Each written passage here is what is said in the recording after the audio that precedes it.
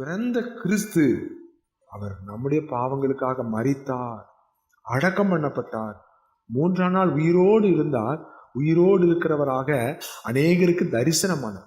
அப்போ கிறிஸ்துவனுடைய பாடு, மரணம், அடக்கம், உயிர்த்தெழுதல், இதுலதான் சுவிசேஷம் இருக்குது. அப்ப நம்ம சுவிசேஷத்தை நம்ம அறிவிக்கிற நாம கட்டாயம் சொல்ல வேண்டிய முக்கியமான காரியம், வேதத்துல சொல்லப்பட்டபடி, வேத வாக்கியங்களின்படி கிறிஸ்து நம்முடைய பாவங்களுக்காக சிலுவையிலே அவர் அடிக்கப்பட்டார். அப்போ கிறிஸ்துமஸ் நாட்கள்ல போய் நம்ம எப்படி சிலுவை மரணத்தை சொல்றதுன்னு நம்ம நினைக்க கூடாது. அது சொல்லலன்னு சொன்னா அது முழுமையான சுவிசேஷமா இல்லாம போயிடும். ஆகவே நாம சொல்ல வேண்டிய சுவிசேஷத்தை முழுமையா சொல்லணும். நாம் கிறிஸ்து அந்த மனிதனுடைய பாவமான மனிதனுக்காக என்ன செய்தார், அந்த பாவி கிறிஸ்துவை ஏற்றுக்கொள்ளலன்னா அவனுடைய பரிதாபமான நிலைமை என்ன, நரகம். ஆகவே இந்த மனிதனுக்காக அவர் சிலுவையில அடிக்கப்பட்டார், அவர் சிலுவையில ரத்தம் சிந்தினார். அந்த மனிதனுடைய பாவத்துக்காக கிறிஸ்து தண்டனை ஏற்றுக்கொண்டார். இப்ப இவன் மனிதனுடைய பொறுப்பு என்ன, விசுவாசித்து அவரை ஏற்றுக்கொள்ளணும். அன்று எனக்காக அடிக்கப்பட்டார், என்னுடைய பாவங்களுக்காக அடிக்கிறார். நான் ஒரு பாவி, என்னுடைய பாவத்துக்காக கிறிஸ்து சிலுவையில மரித்தார் என்று அவன் ஏற்றுக்கொள்ளான். கிறிஸ்துவுக்கு தன்னுடைய பாவங்கள் 1 யோவான் 1ஆம் அதிகாரம் 9ஆம் வசனத்துல சொல்லப்பட்டபடி அவன் பாவங்களை அறிக்கை செய்யணும். நம்முடைய பாவங்களை அறிக்கை செய்ய வேண்டியது மனிதனுடைய பகுதி.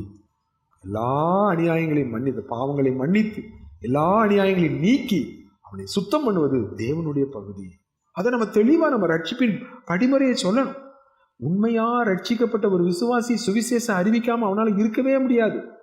அவன் உண்மையா ரட்சிக்கப்படலைன்னு சொன்னா அவனுக்கு ஆத்ம பாரம் இருக்காது. சுவிசேஷ ஊழியத்தை அறிக்கை, அந்த சுவிசேஷ ஊழியத்தை நம்ம உண்மையா செய்யறோங்கிற அடையாளம் என்ன தெரியுமா, அவனுக்கு ரட்சிப்பின் படிமுறையை தெளிவா சொல்லணும். எப்படி அவன் மனம் திரும்பணும், ஏன் அவன் மனம் திரும்பணும், மனம் திரும்புதல் என்றால் என்ன, தேவன் மேல வைக்கின்ற விசுவாசம்னா என்ன, இதை நம்ம தெளிவா சொல்லணும். மனம் திரும்ப விட்டா அவனுக்குள்ளே பாவ மன்னிப்பு இல்லை. தேவன் மேல அந்த விசுவாசம் இல்லைன்னு சொன்னா அவனுக்கு பாவ மன்னிப்பு இல்லை. ரத்த சிந்தலைன்னா பாவ மன்னிப்பு இல்லை. நம்ம அந்த படிமுறைகளை விளக்கமா சொல்லணும். சுவிசேஷத்துல நம்ம மேலோட்டமா நம்ம சொல்லிட்டு போயிடக்கூடாது. எந்த அளவுக்கு அவங்களுக்கு விலைக்கு சொல்ல முடியுமோ அந்த அளவுக்கு நம்ம விலைக்கு சொல்லி அவர்களுக்கு தெளிவான சுவிசேஷத்தை, சுத்த சுவிசேஷத்தை நாம் அறிவிக்கிறவர்களாய் நாம் காணப்பட வேண்டும். அப்படி அறிவிக்கும் பொழுது அவங்க அதை கேள்விப்படுவாங்க. கேள்விப்பட்டாதான் விசுவாசிப்பார்கள். ரோமர் 10ஆம் அதிகாரத்தில் நாம் வாசிக்கிறோம், கேள்விப்பட்டாதான் அவங்க விசுவாசிப்பார்கள். விசுவாசித்தால்தான் அவங்க ரட்சிக்கப்படுவாங்க. ரட்சிக்கப்பட்டாதான் அவன் கர்த்தரை தொழுது கொள்ள முடியும். இந்த படிமுறைகளை நம்ம தெளிவா அறிந்து கொள்ள வேண்டியது ரொம்ப அவசியம். சுவிசேஷ ஊழியத்தை நம்ம செய்ய போகும் பொழுது நாம் அனுப்பப்படுகிறோம். நம்மை அனுப்புகிறவர் தேவன். நம்ம எதற்காக அனுப்புகிறார், சுவிசேஷத்தை பிரசங்கிப்பதற்காக.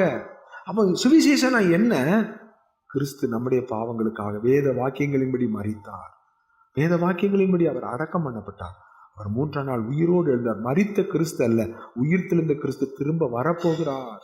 கிறிஸ்து திரும்ப வரப்போகிறார். அதுதான் கிறிஸ்துமஸினுடைய முக்கியமான செய்தி.